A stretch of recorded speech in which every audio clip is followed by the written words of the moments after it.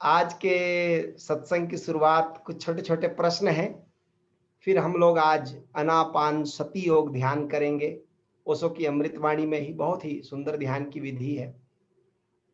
उसके पहले कुछ प्रश्न। मेरे एक विद्वान मित्र हैं विनोद जैन, इधर हैं कि नहीं है? हैं तो जी जी जी। तो विनोद जी हैं, मैं उन्हीं के सवाल से शुरू करता हूं। और एक मेरे मित्र हैं इसलिए मजाक भी उनसे करता हूं। उनके मस्तिष्क में प्रश्न वैसे ही पैदा होते हैं जैसे आम के मौसम में आम के पेड़ में फल पूरे गुच्छे गुच्छे निकलते हैं, एक दो की संख्या में नहीं। तो बहुत मजेदार लेकिन उनके प्रश्न होते हैं। तो आज जो उन्होंने पूछा है कि कल सदगुरु ने सत्संग लिया शाम में, तो उन्होंने कहा कि स्वामी जी उन्होंने कहा कि सृष्टि के संचालन में कई देवी देवताओं का सहयोग परमात्मा लेता है। दूसरी तरफ परम गुरु ओशो कहते हैं कि पूजा पाठ में कुछ आनी जानी नहीं है, तो देवी देवताओं का क्या महत्व है। और विनोद जी कह रहे हैं आज तक हमने सुना नहीं कि किसी को कोई देवी देवता दिखा हो, कृपया मार्गदर्शन करें। इसको समझें थोड़ा सा, क्योंकि ओशो का बहुत गलत अर्थ लगाया जाता है उनके प्रवचनों का। यदि कोई साधना कर रहा है और किसी सदगुरु के शरण में है तो ओशो के प्रवचनों के अर्थ बदल जाते हैं। वही अर्थ नहीं होते जब हम बिना साधक हुए बिना शिष्य हुए किसी सदगुरु के पढ़े होते हैं, सीधे बुद्धि से पढ़े होते हैं। सदगुरु जो कह रहे थे कल कि यह सृष्टि दो, परमात्मा तो है परम अस्तित्व, और उसका हुक्म यानी उसके शक्तियां, उसके पावर इस सृष्टि का संचालन करते हैं। विज्ञान भी कहता है इस बात को, ठीक विज्ञान भी इसी भाषा में बात करता है। विज्ञान भी कहता है कि एनर्जी जो है, ऊर्जा जो है, उसका सीधा कोई उपयोग नहीं है। ऊर्जा का, ऊर्जा है, जगत ऊर्जा से व्याप्त है, लेकिन जब ऊर्जा पावर बनती है, शक्ति बनती है, तब हमारे वो उपयोग में आती है और थोड़ा दिखाई भी पड़ती है। जैसे विद्युत की शक्ति, तो बिजली तो सदा से थी दुनिया में, बिजली कड़कती रही, पानी बरसते रहे, बिजलियां कौनती रही। बिजली ऐसी तो नहीं है कि एडिसन के आने से पैदा हुआ। एडिसन ने उसको पावर में बदला, वो जो एनर्जी थी उसको पावर में बदला, शक्ति में बदला। ऊर्जा का शक्ति रूप हम उपयोग कर रहे हैं घर में, अपने बाहर जगत में। ये जो विद्युत की शक्ति का हम उपयोग कर रहे हैं, और विद्युत ऊर्जा तो पहले से थी, लेकिन शक्ति के रूप में उपयोग करना एडिसन और उसके बाद के वैज्ञानिकों ने सिखाया। ऐसे ही परमात्मा न तो किसी उपयोग का है और ना आपके कोई दर्शन देने वाला है। परमात्मा मतलब ये पूरा एग्जिस्टेंस, ये पूरा अस्तित्व। और आश्चर्य की बात है कि जब हम कहते हैं परमात्मा, तो हम कल्पना भी नहीं करते, जैसे विनोद जी ने भी कल्पना नहीं किया होगा कि परमात्मा से उनका आशय क्या है। जरा परमात्मा की धारणा को थोड़ा समझने की कोशिश करें। चलिए विज्ञान के ढंग से समझें, धर्म के जगत से मानने में दिक्कत होती है क्योंकि हम लोग सब निरीश्वरवादी शिक्षा में पले बढ़े हैं, इसलिए मुश्किल होती है। तो जरा विज्ञान के ढंग से समझें।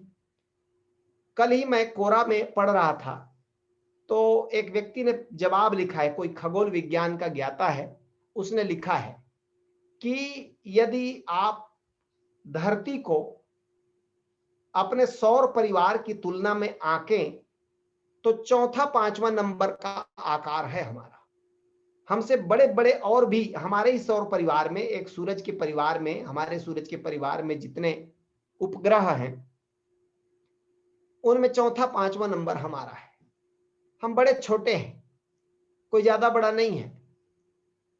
बृहस्पति बड़ा है और भी ग्रह बड़े बड़े हैं, और सूरज स्वयं जिससे हम पैदा हुए हैं, जिसका एक टुकड़ा है धरती, सूरज हमसे 60,000 गुना बड़ा है। यानी 60,000 पृथ्वियां उसमें समा जाएंगी और सूरज को पता भी नहीं चलेगा, इतना बड़ा है। और वैज्ञानिक कह रहे हैं कि सूरज हमसे इतना दूर है कि रोशनी को भी वहां से आने में 8 मिनट कुछ सेकंड लगते हैं, जबकि रोशनी की गति कितनी है, प्रकाश की गति कितनी है, 3 लाख किलोमीटर एक सेकंड में। इतने में 3 लाख किलोमीटर एक सेकंड में, 3 लाख किलोमीटर इस गति से चलती है वहां से रोशनी, तो भी उसको 8 मिनट कुछ सेकंड। अब 8 मिनट को आप सेकंड में पहले बदलें, हर सेकंड में वो 3 लाख किलोमीटर दौड़ती है इस गति से, तब भी 8 मिनट कुछ सेकंड यहां पर आते आते लग जाते हैं। अब और भी जरा आंखें, उसी आदमी ने प्रश्न पूछा था, एक दूसरे आदमी ने उसका जवाब दिया था कि आप कहते हैं एक आकाश गंगा में अरबों खरबों तारे हैं। तारे का मतलब होता है जो ग्रह अपना रोशनी खुद देता है, उसको तारा कहते हैं। जैसे सूरज एक तारा है हमारा। रात में जब आप बहुत सारे सितारे देखते हैं, उनमें से कई तारे हैं, लेकिन वो इतने दूर हैं, हमारे सूरज से भी अरबों खरबों मील दूर हैं, कि वो हमें स्टार जैसे मालूम पड़ते हैं। तो प्रश्नकर्ता ने पूछा कि जब आप कहते हैं एक आकाश गंगा में, एक गैलेक्सी में अरबों तारे हैं, और आप गैलेक्सी का फोटो भी दिखाते हो कंप्यूटर में, मोबाइल में, तो जिसमें हम हैं उसी का फोटो हमने कैसे ले लिया? तो जवाब देने वाले ने, मेरे भी मन में था ये प्रश्न कि भाई जिस गैलेक्सी में है, समझो आप घर के अंदर हैं और आप घर की तस्वीर मुझे दिखा रहे हैं, तो मैं पहले सवाल पूछूंगी कि घर की तस्वीर आप बाहर से खींचे? आप कहेंगे नहीं, घर से बाहर हम कभी जा ही नहीं सकते, तो फिर आप तस्वीर कैसे दिखा रहे हैं घर की? तो उस वैज्ञानिक ने कहा कि वो जो गैलेक्सी का आप तस्वीर देखते हैं, वो हमारी गैलेक्सी का नहीं है, वो पड़ोसी गैलेक्सी का तस्वीर है। हमने अपनी खिड़की से पड़ोस के घर का फोटो खींच लिया है, और उस फोटो को हम दिखा रहे हैं कि, और अनुमान कर रहे हैं कि ऐसे ही हम भी होंगे। एक आकाश गंगा में अरबों खरबों तारे हैं हमारे सूरज जैसा। ये जो हमारा सूरज है, ये बड़ा मीडियम आकार का तारा है, मध्यम आकार का। इसके ठीक नजदीक में एक महासूर्य है जिससे हमारा सूरज जीवित है। वो सूरज की रोशनी हम तक आने में 4 साल लगता है, यानी 2016 में कोई रोशनी वहां से चली होगी और 3 लाख किलोमीटर एक सेकंड की रफ्तार से दौड़ रही होगी, तब वो 2020 में अभी यहां आई होगी। अब और भी आगे सुनिए, वैज्ञानिक कहते हैं कई तारे हमारे ही आकाश गंगा में हमसे इतने दूर हैं कि आज तक उनकी रोशनी धरती पर नहीं आई है। धरती को बने हुए कोई 6 अरब साल होते हैं। इन 6 अरब वर्षों में उसकी रोशनी यहां तक नहीं पहुंची है। कितनी दूरी होगी इसका अंदाजा आप लगाइए। और किसी दिन धरती नष्ट हो जाएगी, किसी उल्का पिंड से टकराकर, किसी से कुछ होकर के नष्ट होगी ही, क्योंकि अस्तित्व में ऐसा स्वभाव है। तो वो कहते हैं तब शायद उसकी रोशनी यहां से गुजरेगी, और उसे पता भी नहीं चलेगा कि इस बीच कोई धरती बनी भी और कोई धरती मिट भी गई, और उस धरती में पैदा हुए लोग झूम में सत्संग भी कर रहे हैं आमने सामने बैठकर, उसको कभी पता नहीं चलेगा। कहने का मतलब अस्तित्व कितना बड़ा है, इस एक गैलेक्सी के विस्तार से हम अनुमान भी नहीं लगा पा रहे हैं। और वैज्ञानिकों से पूछे, एक गैलेक्सी में जब इतनी दूरी में हमारा कोई तारा है और जिसकी रोशनी अभी तक नहीं आई है, तो कितनी गैलेक्सियां हैं? तो वैज्ञानिक कहते हैं अनंत। हमें नहीं मालूम कितनी गैलेक्सियां हैं, कोई सीमा नहीं है ब्रह्मांड की।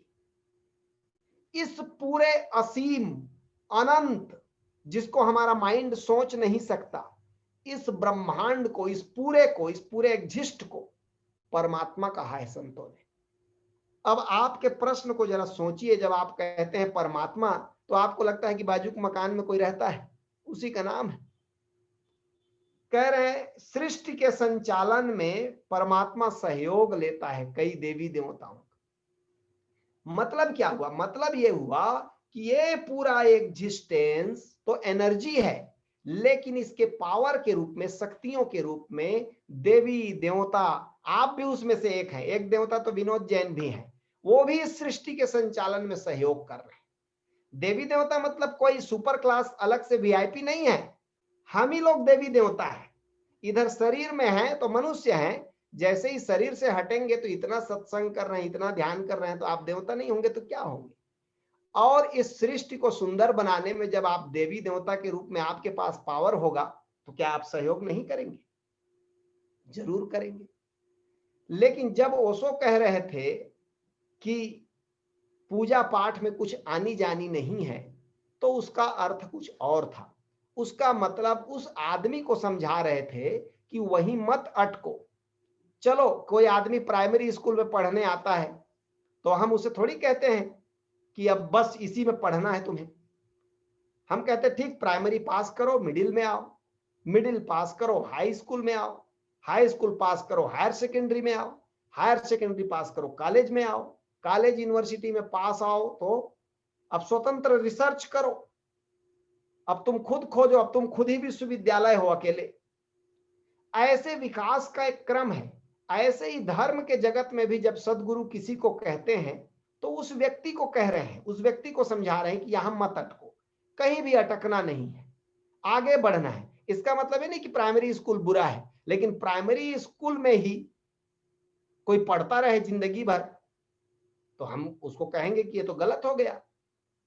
तो आदमी सोचे कि नहीं, आपने प्राइमरी स्कूल को गलत कह दिया, ये बात ठीक नहीं है। मुल्ला नसरुद्दीन कह रहा था अपने बेटे को कि 10 साल हो गया, 5वीं कक्षा में पढ़ रहा है। चंदूलाल ने कहा निकालते क्यों नहीं? बोले मेरा बेटा है, जब तक पारंगत न हो जाए तब तक उसी क्लास में पढ़ेगा।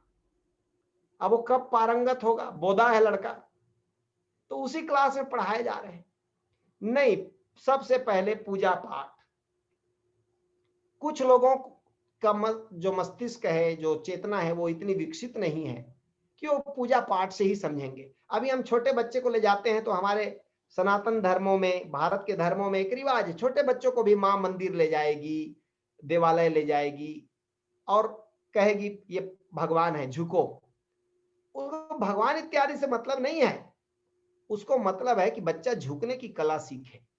बच्चा झुके तो, क्योंकि अकड़ा रहेगा तो ये इसके जीवन में कभी आनंदित नहीं हो पाएगा, इसके जीवन में कभी ज्ञान उदित नहीं होगा। थोड़ा झुकना सीखे। ठीक है, आज नहीं कल संदेह उठाएगा तो संदेह का निवारण मैच्योर माइंड में होगा, लेकिन अभी तो प्रारंभिक है। तो इसलिए ओशो जब कहते हैं किसी वक्तव्य को, तो वो सब के लिए नहीं कह रहे हैं। वो कोई पूजा पाठ में अटक गया है, कोई पुरोहिती में अटक गया है, कोई पंडित हो गया है, कोई पढ़ लिख कर ही ज्ञानी हो गया है, तो उसको झटके देकर आगे बढ़ाने के लिए उसकी मिथ्यापन को चर्चा कर रहे हैं ओशो। वो कह रहे हैं कि यही क्यों अटके रहोगे। लेकिन बहुत से ओशो के सन्यासियों को या ओशो के प्रेमियों को हमने देखा कि ओशो ने जिनको कंडेम किया, उनको कंडेमनेशन में मजा आने लगा। उनको ऐसे ही ओशो के स्तर का नकल करके निंदा करने में मजा आने लगा। वो खुद नहीं जानते, लेकिन वो निंदा करने में मजा आने लगा। ये ठीक नहीं है। मुझे याद है कि जब मैं शुरू में ओशो को पढ़ा तो मैं जा करके अपनी माँ के पूजा पाठ का मजाक उड़ाया करता था। तो मेरी माँ ओशो को ही गाली देती थी कि किस दाढ़ी वाले के फेर में मेरा लड़का पड़ गया जो मेरे हनुमान जी को, मेरे गणेश देवता को गाली दे रहा है। और उस समय हम लोग भारी विद्रोही प्रकृति के हो गए थे। ओशो को शुरू में पढ़ के कि नहीं, बुद्धत्व तो सर्वश्रेष्ठ चीज है, सब हटाओ, सब गलत। धीरे से पता चला, जब सदगुरु के शरण में आए ओशो धारा में, तो सदगुरु ने कहा कि तुम ही मूर्ख हो, वो नहीं है। वो पूजा के तल पर किसी देवी देवता से जुड़ी है तो तुम्हें क्या हर्जा है? तुम अपना ज्ञान मत बघारो। वहां तुमने संवेदना के तल को जाना है, हमने संवेदना के तल को नहीं जाना। तो उन्होंने कहा तुम ही में कमी है, तुम अपने को जरा मांझो।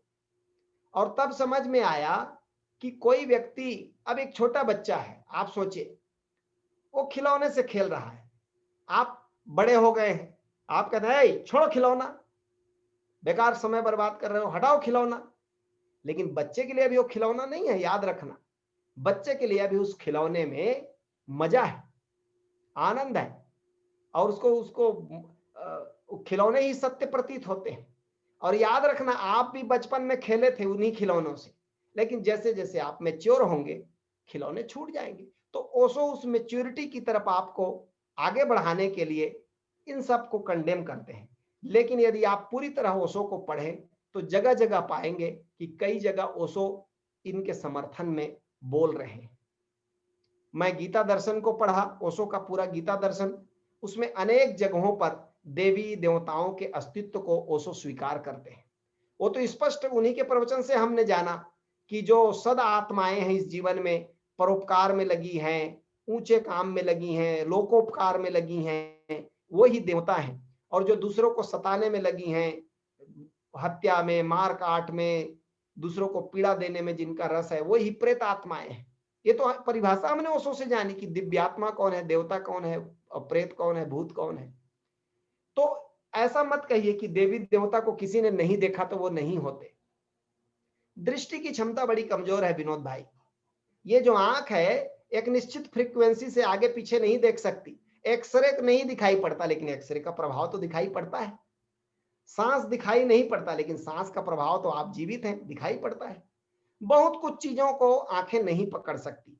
आंखों की एक रेंज है, ना तो उससे ऊपर पकड़ सकती, ना उससे नीचे पकड़ सकती, लेकिन उसके परे भी जगत सत्य है। इसी की तो खोज है अध्यात्म, कि जो आंखों की रेंज में नहीं आता, जो कान की रेंज में नहीं आता, जो इंद्रियों के पकड़ में नहीं आता, उस अतीन्द्रिय को कैसे जाने। उसके लिए बड़ा होश चाहिए, बड़ी संवेदना चाहिए, बड़ा अलर्टनेस चाहिए। उसी की तो साधना करनी है। यह फतवा जारी नहीं करना होगा कि मैंने नहीं देखा तो नहीं है। यह फतवा जैसा लगता है। हमारे आंखों की रेंज है, हमारे आंखों की सीमा है। ऐसा कहना ज्यादा अच्छा होगा कि मेरी अपनी सीमाओं में मैं नहीं देख पा रहा हूं, मुझे मदद करो कि मैं देख पाऊं। ये ज्यादा अच्छा होगा। और विनोद भाई बहुत बुद्धिमान आदमी है, और इसीलिए ओशोधारा को उन्होंने ज्वाइन किया और देखने सुनने की साधना पर निकल पड़े हैं। मैं बहुत स्वागत करता हूं, और इसीलिए उनके प्रश्नों को मैं लेता भी हूं कि निश्चित ही शुरुआत में इसी तरह के प्रश्न उठते हैं, लेकिन जैसे जैसे आप साधना में आगे बढ़ेंगे, इस संवेदना के जगत में भीतर इतने संवेदनशील होंगे, इतने जागरूक होंगे, तो आपको जड़ वस्तुओं में भी जीवन दिखाई पड़ेगा। आपने सुनी ही होगी ओशो की वो कहानी, वो संस्मरण, जिसमें जापान के एक जैन फकीर का उदाहरण देते हुए ओशो कहते हैं, एक आदमी मिलने चला गया, कोई पश्चिम का आदमी था, उसको ध्यान सीखना था, तो गया और धड़ाम से जल्दी जल्दी दरवाजा के पास धड़ाम से दरवाजा को धक्का दिया, जूता निकाल के फेंका और जाके गुरु से कहा कि मुझे ध्यान सीखना है। तो गुरु चुप बैठे थे। गुरु ने कहा कि पहले ध्यान इत्यादि की बात में बात करेंगे, पहले जूते से और दरवाजे से माफी मांग के आओ। तो आदमी चौंका, बोले जूते और दरवाजे से, उनसे माफी क्यों? बोले जब उनसे बदतमीजी की तब तो नहीं पूछे, अभी तुमने बड़े बदतमीजी पूर्वक अपने जूतों को फेंका, दरवाजे को धक्का मारा, उनसे क्षमा मांगो। उस आदमी को लगा बड़े अजीब है, ये तो पागल है, फिर भी इतने दूर से आया था, पूछना भी था। तो गया, बड़ा अजीब टाइप का लग रहा था कि जूते को कहना कि हे आदरणीय जूते जी, मुझे क्षमा करें कि मैंने आपको पटका। हे दरवाजा जी, आदरणीय श्रीमान दरवाजा जी, मुझे क्षमा करें, मैंने आपको जोर से धक्का मार दिया। बड़ा अटपटा तो लगा, लेकिन जैसे ही उसने इतना कहा, आके बैठा, तो उस गुरु ने पूछा क्या हुआ? बोले अजीब लगा, पहली बार अच्छा लगा कि दरवाजे से माफी मांगा, जूते से माफी मांगा। बड़ा मन शांत हुआ, थोड़ा सा संवेदनशील हुआ और उसका मन शांत हो गया। अब उस अशांति से भरे मन में गुरु कोई समझाता भी तो क्या सुनता वो, लेकिन उस निर्जीव वस्तु से, जूते से, दरवाजे से माफी मांगकर थोड़ी संवेदना जग गई। इसीलिए हमारे देश में तो बड़ा अद्भुत था, हम वृक्षों की पूजा कर लेते, नदियों की पूजा कर लेते, कहां अलग देवी देवता खोजते रहेंगे। अब जैसे कि विनोद भाई कह रहे हैं बहुत लोग दिखते नहीं, तो चलो जो दिखाई पड़ रहे हैं उन्हीं को हमने देवी देवता मान लिया। सूरज की उपासना कर ली, वृक्षों की उपासना कर ली, पेड़ पौधों की, नदियों की, पर्वतों की, और कहीं भी पत्थर को भी रख दिया और कह दिया आप शिव हो, और पूजा कर लिया। ये प्रेम और ये संवेदना देखते हैं विकसित करने का तरीका। ये असली एजुकेशन था विनोद भाई, यही असली शिक्षा थी कि हम एक मनुष्य को जो आदमी के रूप में पैदा हुए उसको इंसान बनाते थे, संवेदनशील बनाते थे, उसको संवेदना के तल पर लेकर जाते थे।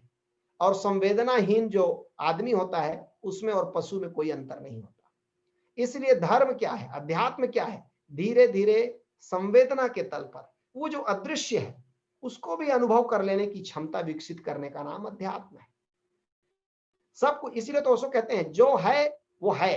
तुम्हें अध्यात्म में अलग से कुछ पाना नहीं है, जो है उसके प्रति जागना है, यही अध्यात्म है।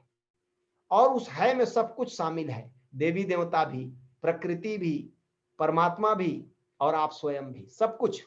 इसलिए एक निरंतर जागरण की तरफ चलने के लिए इशारा है ओशो का प्रवचन, होश की तरफ यात्रा। और इसलिए कभी भी ये ना कहें कि ये नहीं होता, आप कहें मैं नहीं जानता। ये ज्यादा अच्छा वक्तव्य होगा कि मुझे अनुभव करा दो, कोई मुझे सिखा दो। यही शिष्य होने का भाव है कि मैं नहीं अनुभव कर पा रहा हूं। तो यद्यपि और भी इस पर बोला जा सकता है, लेकिन मैं एक सीमा रखता हूं बोलने की इसके लिए। कभी और भी इस पर कोई प्रश्न आया तो अपन चर्चा करेंगे, लेकिन उन सब को अनुभव करने का तरीका है ज्यादा से ज्यादा संवेदनशील होना, ज्यादा से ज्यादा होशपूर्ण होना। दूसरा प्रश्न पूछा है नुतेश ने, कहते स्वामी जी मन अशुद्ध क्यों है और उसकी अशुद्धता का कारण क्या है? ये बड़ा मजेदार है। सर्वाधिक जिसका हम लोग उपयोग करते हैं उसके बारे में हम नहीं जानते। मन, एक बड़े मजेदार दोहा लिखा है, एक संत हुए दरियादास, उन्होंने लिखा है कि इस मन को जाने बिना हो न सके कोई साध। मन को जाने बिना कोई साधु नहीं हो सकता। लोग सीधा आत्मा खोजते हैं, परमात्मा खोजते हैं, यह यात्रा का गलत शुरुआत है। मन को जानना होगा। इस मन को जाने बिना हो न सके कोई साध, और जगत वासना छूटे नहीं पावत नहीं अगाध। मन को जाने बिना जगत की वासना नहीं छूटेगी और परमात्मा का अनुभव नहीं होगा।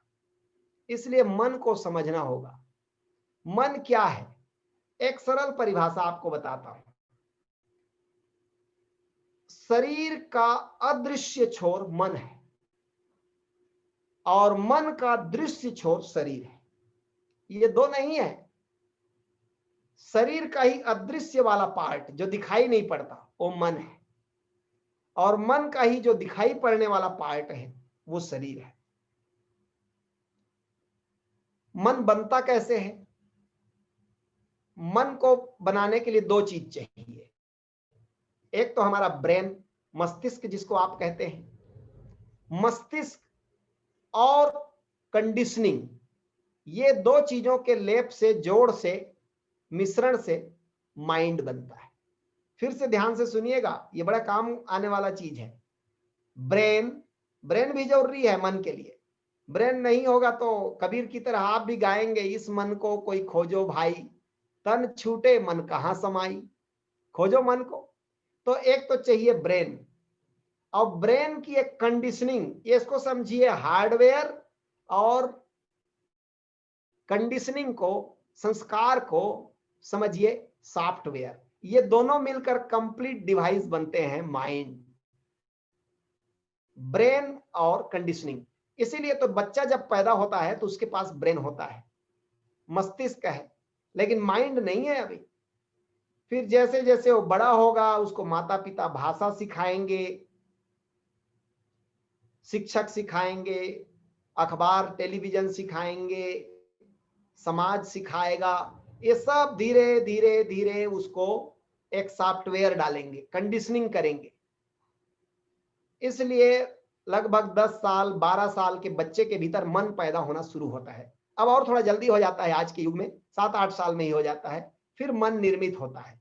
फिर मन धीरे धीरे मैच्योर भी होता जाता है, विकसित भी होता जाता है। एक 20-22 साल के आदमी का मन, एक 45-40 साल के आदमी का मन, एक 7-8 साल के आदमी का मन बिल्कुल अलग अलग होता है। मैच्योरिटी आती जाती है। जब आप कहते हो अब इसी मन के कारण, मजेदार ये है, ये मन हमें सुविधा भी देता है। मन एक मशीन है, जैसे सॉफ्टवेयर एक यंत्र है, कहिए एक व्यवस्था है, ऐसे ही मन एक मशीन है। ये हमें सुविधा भी देता है जीने में, और यही हमारे लिए प्रॉब्लम भी खड़े करता है। दोनों है। सुविधा इसलिए खड़े करता है कि मन के कारण ही जगत में मनुष्य सबसे श्रेष्ठ हुआ, सभी प्राणियों पर कब्जा किया, सिरमौर साबित हुआ। ताकत नहीं है हाथी जैसी, ताकत नहीं है शेर जैसी, लेकिन इस मन के कारण, इस बुद्धिमत्ता और मन के मिश्रण के कारण सारे जीव जंतुओं पर कब्जा कर लिया। अब हम लोगों को भ्रम हो गया कि जगत में हमारे लिए जगत है, बाकी और किसी के लिए नहीं है। मैं कई लोगों को देखता हूं, सांप देख लेंगे, सांप को मार देंगे, बिच्छू देखेंगे, बिच्छू को मार देंगे, कोई भी कीड़ा मकोड़ा दिखा मार दिया, जैसे उनके लिए जगत नहीं है। जगत में मोनोपोली हमारी है, मनुष्य के लिए है, जगत सबके लिए है। लेकिन यह भ्रम कैसे पैदा हुआ मनुष्य को? इसलिए कि सबके ऊपर सत्ता स्थापित कर लिया इसने, तो लगता है उसको कि मैं सबसे श्रेष्ठ हूं, सबसे ऊपर हूं। अब इसी मन ने हमको बाहर के जगत में विजित किया, जिताया, विजय दिलवाया, लेकिन यही मन हमारे भीतर के जगत में अशांति का कारण है। कबीर कहते हैं, कबीरा मन मरकट भया, बंदर है पूरा मन सबका। कबीरा मन मरकट भया, नेक न कहूं ठहराए, एक पल के लिए नहीं ठहरता। इसीलिए तो मन को एक बादल की तरह, एक लहर की तरह कहा है संतों ने। हमारी चेतना तो आकाश है, हमारा बीइंग तो आकाश है, लेकिन जैसे आकाश में बादल उड़ते हैं, ऐसे ही मन बदलियों की तरह उड़ता है, विचारों का एक लहर है, प्रवाह है। यदि तात्विक रूप से देखेंगे तो सागर तो सत्य है, लेकिन सागर ठीक से दिखाई नहीं पड़ता, और लहर जो कि केवल रूप है, उसकी पदार्थगत सत्ता नहीं है, वो दिखाई पड़ता है। समुद्र देखने जाएं तो लहरें ही दिखाई पड़ती हैं, समुद्र कहां दिखाई पड़ता है? हम लहरों को ही देखते हैं, लेकिन लहर तो केवल रूप है, समुद्र ही लहरा गया है, समुद्र ही ऊपर नीचे होकर लहर के रूप में प्रकट हो गया है। याद रखना, लहरें नहीं होंगी तब भी समुद्र होगा, लेकिन समुद्र नहीं होगा तो लहरें नहीं होंगी।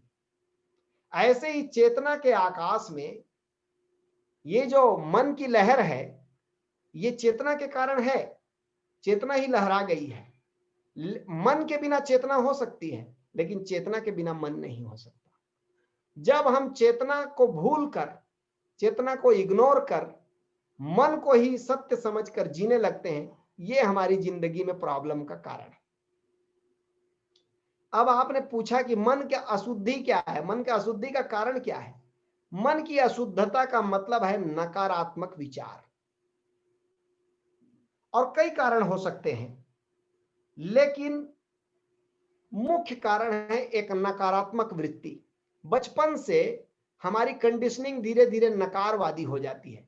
उसका कारण है हमारे चारों तरफ पलने बढ़ने वाले लोग, हमारे चारों तरफ जीने वाले लोग नकारात्मकता में जी रहे हैं, तो वो जो हम उनके बीच पैदा होते हैं तो वही हमको हस्तांतरित हो जाता है, वही हमें मिल जाता है। अब एक मान लो मैं एक पिता के घर में पैदा हुआ, अब पिताजी बहुत क्रोधी हैं, नेगेटिव सोच है उनका, हर चीज में अभाव देखते हैं। अब मैं उनके घर में पलूंगा बढ़ूंगा तो उन्हीं का संस्कार जो है वो मेरे भीतर इनबिल्ट होगा, बनता जाएगा, लेयर चढ़ता जाएगा। मान लो मेरी माँ, मेरे भाई, मेरे बंधु, मेरे पड़ोसी, 99% लोग नकारात्मक विचार से ग्रस्त हैं, उन्हीं के बीच में मैं पल रहा हूं, बढ़ रहा हूं, तो मैं अलग तो नहीं होऊंगा, धीरे धीरे मैं नकारात्मक सोच वाला हो जाऊंगा। मुझे आधा गिलास पानी लेके देंगे तो मुझको आधा गिलास खाली दिखाई पड़ेगा, आधा पानी भरा नहीं दिखाई पड़ेगा, मैं अभाव को देखूंगा। मन की अशुद्धि का मतलब है लगातार अभाव देखने की आदत, लगातार जो नहीं है उसको देखने की आदत ही मन की अशुद्धि है। और आप देखो यही दुख का कारण भी है। आप अपने घर में देखो, आपके पास खाने को है, पहनने को आज के लिए कपड़ा है, आज के लिए भोजन है, आज के लिए रहने का कुछ व्यवस्था है। अब मन को आपको दुखी करना है तो मन क्या कहेगा, आज के लिए है तो क्या हुआ, बुढ़ापे के लिए क्या होगा, बस, और आप दुखी हो गए। मन ने एक टंटा खड़ा, बुढ़ापा आया नहीं है, आज ही नहीं आ गया, हो सकता है आज ही शाम को आप निपट जाने वाले हो, आज ही मर जाने वाले हो, लेकिन आप दुखी हो रहे हैं 80 साल के लिए।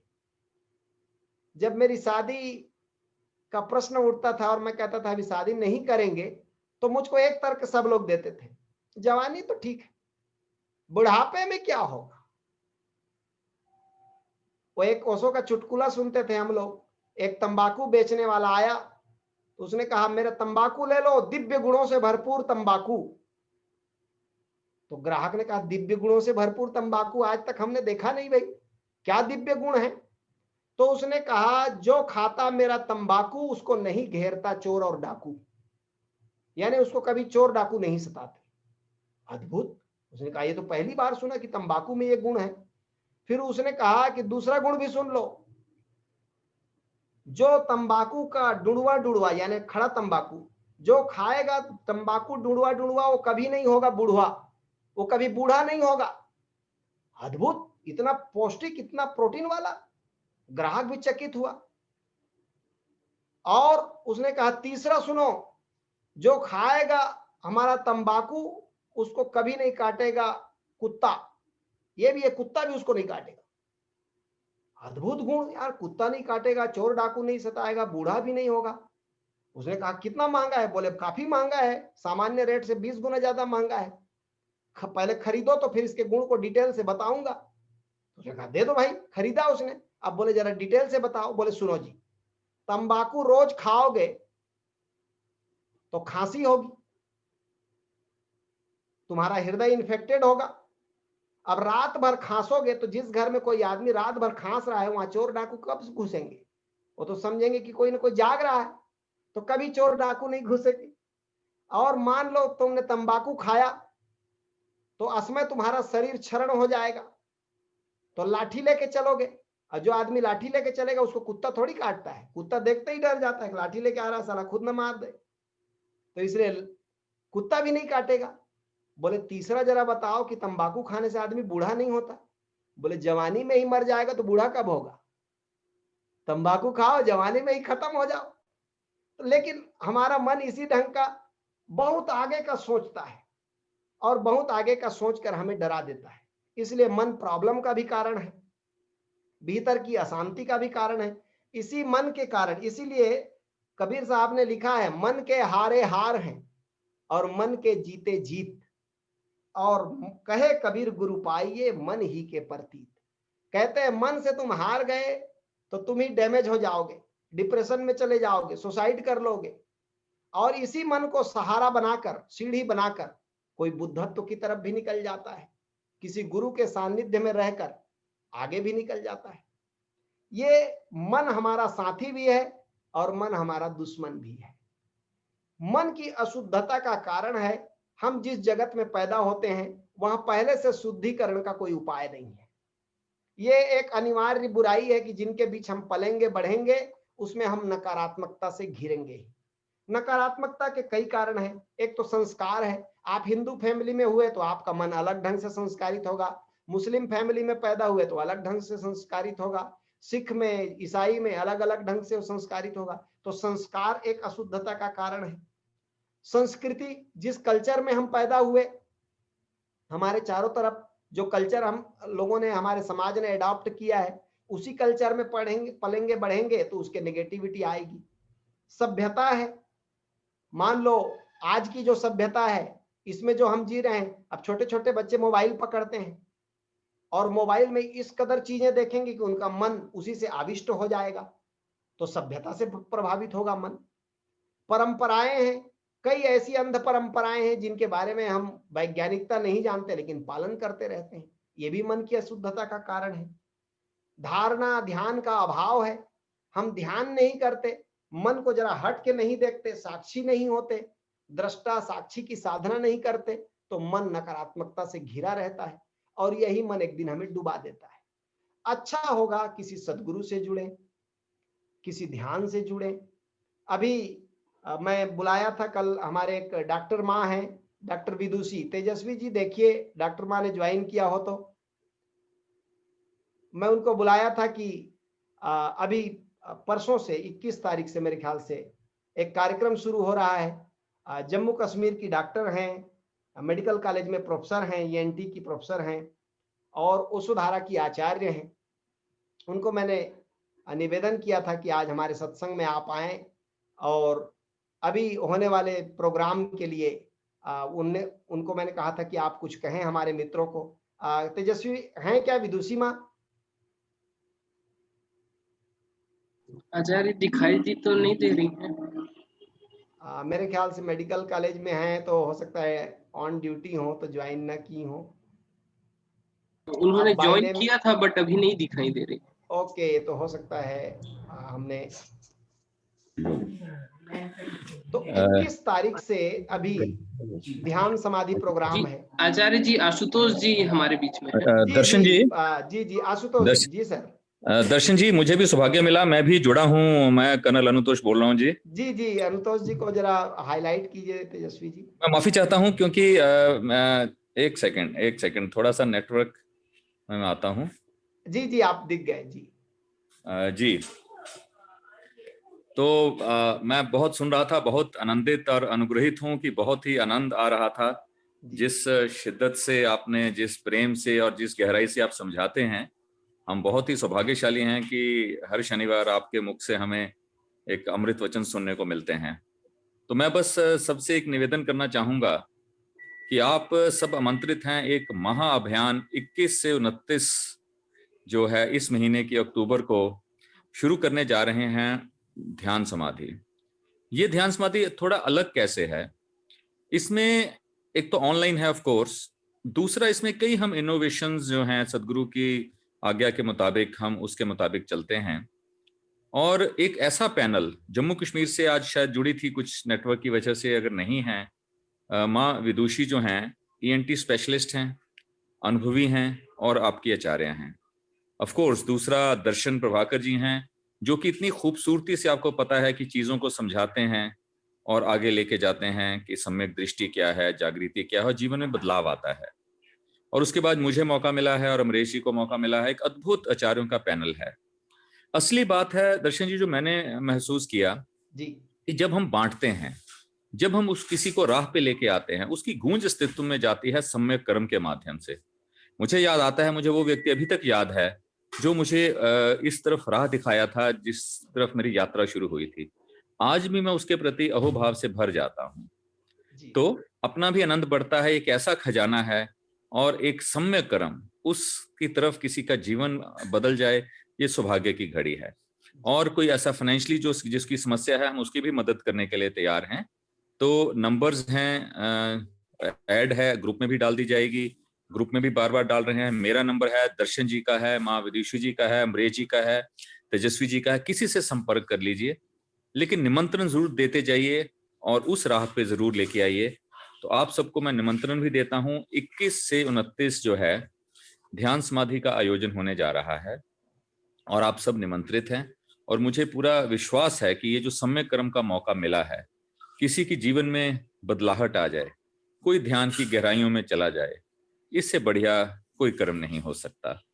तो आप सबको निवेदन करता हूं। और कल वांडे भी है, खुशियों की होम डिलीवरी। बड़ा प्यारा है सत्र दर्शन जी की, खुशियों की होम डिलीवरी कैसे हो। जी तो जी बहुत ही प्यारे हमारे कुंद्रा जी हैं, नवा शहर से इस सब्जेक्ट को लेके आ रहे हैं। और सदगुरु ने जो नई माला एक है जिसका उद्घाटन किया है, एक तरफ सदगुरु का रहेगा, एक तरफ ओशो का चित्र रहेगा। वो माला दीक्षा समारोह भी होगा, प्रश्न उत्तर भी होंगे, मात्र 300 रुपए में। तो कृपया उसकी भी अपनी सीट बुक करा लें। तो इन दो चीजों का निमंत्रण लेके मैं आपके पास आया था और बहुत ही आनंद आ रहा है दर्शन जी। हम पूरा परिवार बैठ के सुन रहा है आपके अमृत वचन और जी, बहुत बहुत बहुत धन्यवाद धन्यवाद। कर्नल साहब जी। जी जी, माँ विदुषी अगर जुड़ चुकी हैं तो कई कई बार उनका कैमरा ऑन नहीं होता क्योंकि जम्मू कश्मीर में थोड़ी समस्या रहती है। तो अगर सुन रही हैं तो अपनी एक बार आवाज हमें सुना दें तो हमें खुशी होगी। एक बार ढूंढिए अगर तेजस्वी जी, माँ विदुषी अगर दिखाई देती हैं। बड़ी प्यारी ENT स्पेशलिस्ट हैं और बड़ी प्यारी साधिका हैं और इतने ममता भरे तरीके से ध्यान की गहराइयों में लेके जाती हैं। ये मेरा ऐसा अनुभव है। तो इस मौके को मत चूकिएगा। और जिन्होंने ऑनलाइन ध्यान समाधि नहीं किया, उस चीज का आनंद उठाएं कि घर बैठे फिर वो चीजें ब्रशअप हो जाती हैं। क्योंकि कारण है, मैंने खुद दर्शन जी पहली बार सुना योग क्या है, सुना अच्छा लगा, फिर दूसरी बार सुना, फिर जब देखा अरे ये थी गहराइयां जो हम चूक जाते हैं। कई चीजें एक बार में गहरे नहीं उतरती। तो बाकियों को भी निमंत्रण है, उनके लिए 50% कंसेशन भी है, जो द्वारा रिपीट करना चाहें तो उनका भी स्वागत है। तो अभी मैं दर्शन जी को हैंड ओवर करता हूं। जी धन्यवाद कर्नल साहब। और अब ध्यान का वक्त है। हमने बातें बहुत कर ली प्रश्नोत्तर के माध्यम से। चलिए अब उस मन को जरा चेतना से जोड़ते हैं, ध्यान की दुनिया में चलते हैं, अमन की दुनिया में चलते हैं, ओशो के अमृत वाणी को सुनते सुनते। तो बढ़िया कंफर्ट पोजीशन ले लीजिए। जब आपको लेटने का मन हो तब आप लेट जाइएगा, जब तक बैठे रहने का मन हो बैठे रहिएगा। सुनते सुनते जो ओशो प्रैक्टिस कह रहे हैं उसको करते चलेंगे और ध्यान की गहराइयों में अपने आप उतर जाएंगे। आनापानसति योग तेजस्वी जी चला देंगे।